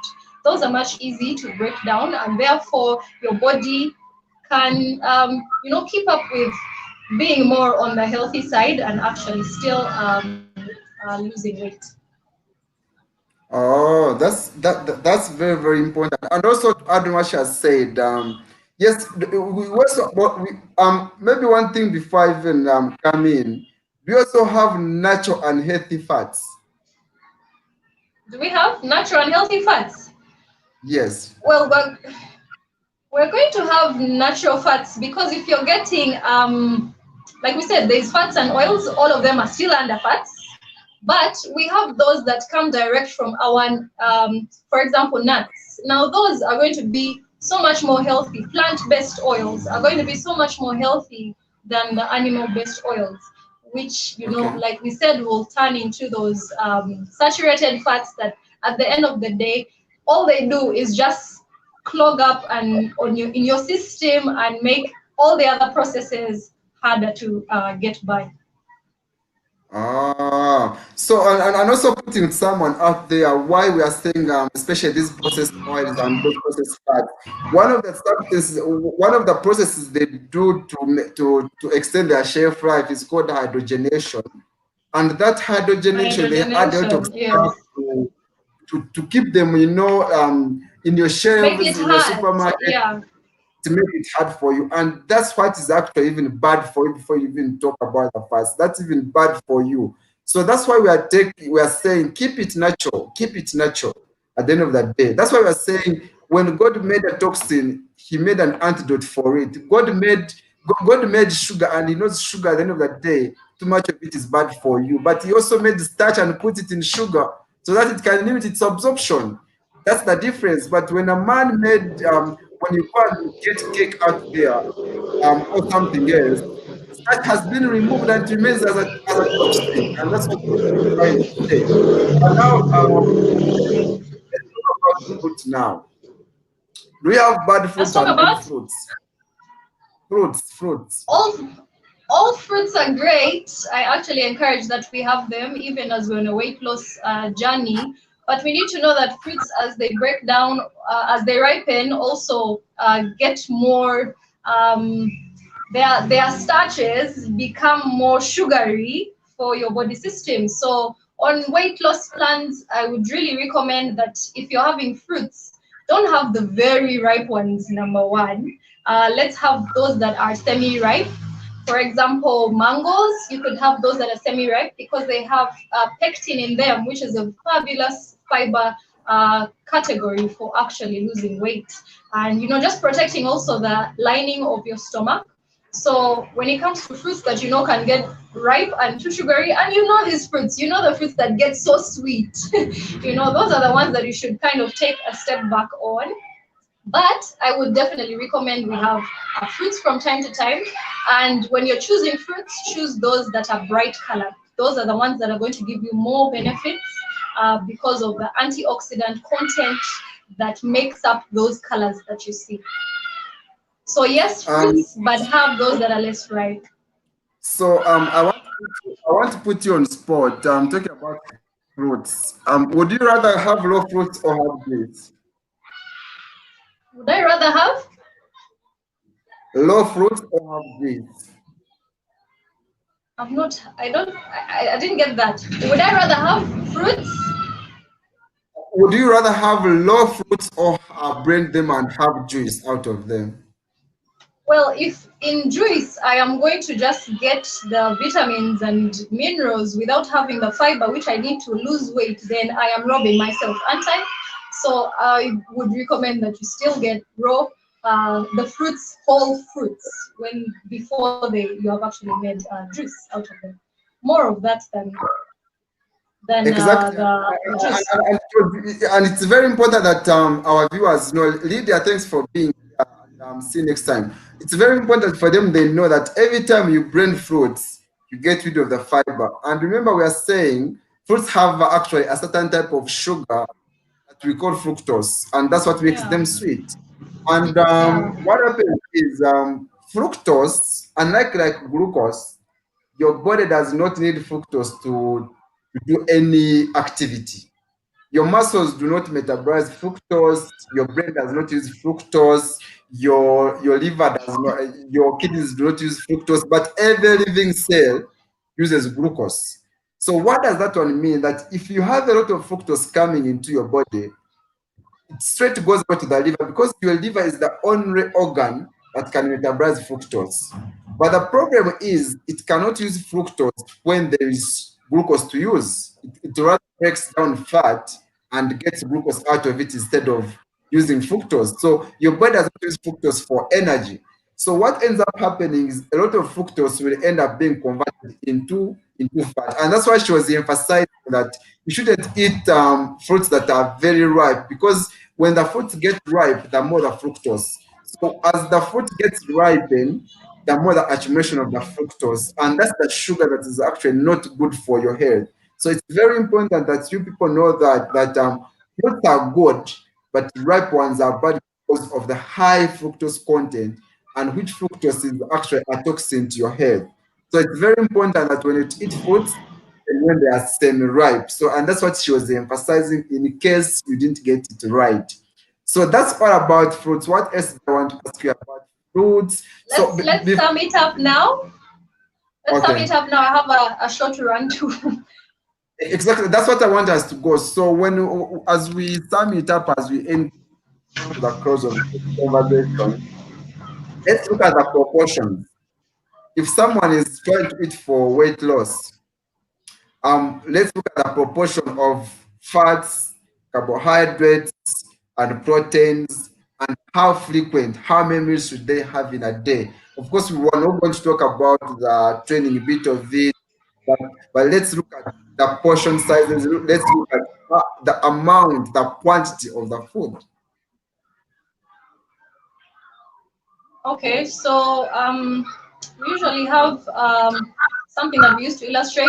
I kind of don't have it right now, but it's a food pyramid that first of all shows you which foods are more important than others. And among those that are most important are whole foods, whole grains, and cereals. So we're looking at natural cereals. Say instead of having white rice, you have brown rice. You have breakfast cereals that we usually have. These Weetabixes and wheat bran flakes, that have more of their natural content and that are more, wheat bran based. So yes, we're looking at those more, and then you also have a lot of the vitamins and minerals, which we said are going to come a lot from our vegetables. Fruits, we already talked about that. Yes, they have vitamins and minerals, but we need to be careful about them because of what Jero has just explained to us. Then then protein also is really important. We cannot, throw it out the window or demean it. So protein is very important as well. It's important though, which types of proteins that you actually take. Like we said, look out for the more leaner cuts, and then mix it up also with your plant-based proteins. Then would head on also into now those that you shouldn't really have so much of. That's where these sweet things that we have. That's where your sweet, ripe fruits will come in, the candies and cakes and all that. They should be those that you can even go days without having. And then we also, in that category of foods that should be had lesser, are going to be your fats and oils, and also dairy products also should be had. Although we need to be careful, if you are sort of sensitive to dairy, you might need to look out for non-dairy products that are also equivalent to that. For example, if you don't have, if you cannot take cow's milk or yogurt, you might want to get soy-based yogurt or almond milk instead of having, the plant-based products. So, like we said, those are the categories. There's that which you should have more of, and those that you shouldn't have a lot more of. And then also when it comes to quantities, we said quantities, huh? Yes. Okay, quantities, just look at your plate and then remember that half of your plate should have your vegetables. It should be generous with vegetables. And then have quarter your plate that gives you your carbs. I'm sure we all know the carbs by now. Cassava, rice, chapati, and all those that come, pasta, all those that come in that category. And then another quarter of your plate will come in with protein as well. Uh, Protein, though, depending on your body needs. So meet your fitness trainers and let them tell you what your physical activity requires in terms of protein needs. Of course, water will go without saying that, because we need to have water every single, and Yes. I'd prefer that you actually have it even before you've had a meal, not with your meal, but before you've had a meal, because that will also help you not overeat. Um, Fats, if you're on a weight loss plan, I'm telling you, look out for your fats coming from the natural foods. Don't have extra fat added there. You really don't need it, because your body is already struggling with enough fat. You do not have to add in any extras. Oh, that's great. I wanted to answer this one last question. Would you recommend someone to take supplements? And what's your say about supplements as we conclude? Supplements are supposed to be a good thing, but here's the problem with supplements these days. Supplements are meant to say, if you cannot, like the food of these days is very defiled in terms of, how the quality of the food we get, because it's very defiled with chemicals and all this and that. And some of those things actually affect how you absorb nutrients or even utilize, metabolize some of these nutrients. But the problem with supplements these days is, first of all, on the packages they'll tell you it is this, they'll tell you it's no added sugar, and then you just taste the supplement, just one tab, and you can already taste how sweet it is, and definitely what they're writing on the pack is not exactly what it is. So you are blindly still affecting your body. And then also, I think supplements are being misused, because people feel like now I can use supplements in the place of food, but that will never be the case. You have to know food will always come first. Your sole responsibility is to look for food that actually matters. And food that matters is that comes organic, that comes whole and natural. So look out for those, other than running to supplements. But if you have an underlying condition that might need for you to have an additional supplementation is just adding to what you already have. So food should be base, but supplements come in to add in. And they should come in as a last resort when you really need to have a nutrient added onto you. So if you say have a consultation with a nutritionist, or your doctor diagnoses that maybe you have anemia, that's when you'll say, oh, I think I need to actually go and have some iron supplements to just add on to that. Or say if you have any other condition really that might be affecting how you metabolize food, maybe how you burn fat, and it needs an extra hand, that's when you run supplements. My advice, run to supplements as a last resort, but first look out for as healthy as possible food that you can. That's why I'm saying, make it intentional. Look out for your farmers, make them your friends. Look out for organic food suppliers, make them your friends, and also have a team. Have a team of people that are like-minded, because they'll, channel you to where so many different things are. Oh, that's really, really important, and you've answered it right. So, Amanda, we are going to end this, but I want you to tell whoever is watching us where they can find you, maybe your social media handles, if you have a website, your YouTube channel, so that after whoever who wants to connect to you or have you as their nutritionist can get easily. All right, so this is the exciting part. This is how you can get in touch with me. I'm very, chatty, very social, so I'm on so many social media platforms. Number one, there's a YouTube channel, the same names that you see on your screen, Amanda Twebaze Nutritionist. That's the name of the YouTube channel. On that space, I'm basically talking about food, but not just restricted to food, because food is a part of a bigger picture, which is wellness. If you're not generally well, then your food might go to waste. So I'm talking about different things that affect our wellness, and it would be a great thing for you to head down there and subscribe. Having you as part of that family, coming in from Geros Fitness would be awesome. I also am on Facebook. I have a Facebook page still under the same names, Amanda Twebaze Nutritionist. And that community is large. It's very active as well. And I'm sure you'll like all the content that's up there, because people get to ask questions and I get to respond about my take on different things. So you can also be a part of that, just get to commenting, give your opinions, and let's inspire each other to be weller. Let's inspire each other to be healthy, and in the end of it, be happy. If you have business you'd like to get in touch with me about, my email is amanda.kiconco. Chichoncho is, for the people in Kenya, Mwakazis, Chichoncho is KICONCO at gmail.com. So amanda.chichoncho@gmail.com. On Instagram, I'm trying to make food fancy, good food fancy on Instagram. And my handle is Food Witness. Food Witness. I also have a blogger account. I actually write blogs on food, so you can head down there as well. It's amanda.twebaze.blogspot.com. So that's about it. That's where I am. I'd be excited to, just hang out with you, and let's keep talking about this kind of conversation. Thank you so much, Gero. It's been a pleasure. One thing that you didn't talk about, you didn't say that you work on TV. You didn't tell us that you have Okay, so I have a show on TV. I'm so sorry that I'm supposed to be running to right now.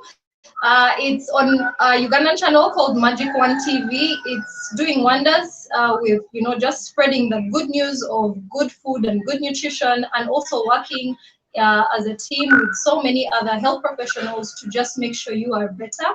So the show is called Your Take, and yeah, it's airing every Sunday at 6 p.m. on Magic One TV, and also the repeat you can catch on Monday morning at 10:45 a.m. That's about it. It's about your show time. It's about your show time. I gotta let you go. Thank you. Thanks for your time. I appreciate you. And I'm looking forward to having you again. And have a good night. I've had fun. You as well, Gero. Bye. Bye.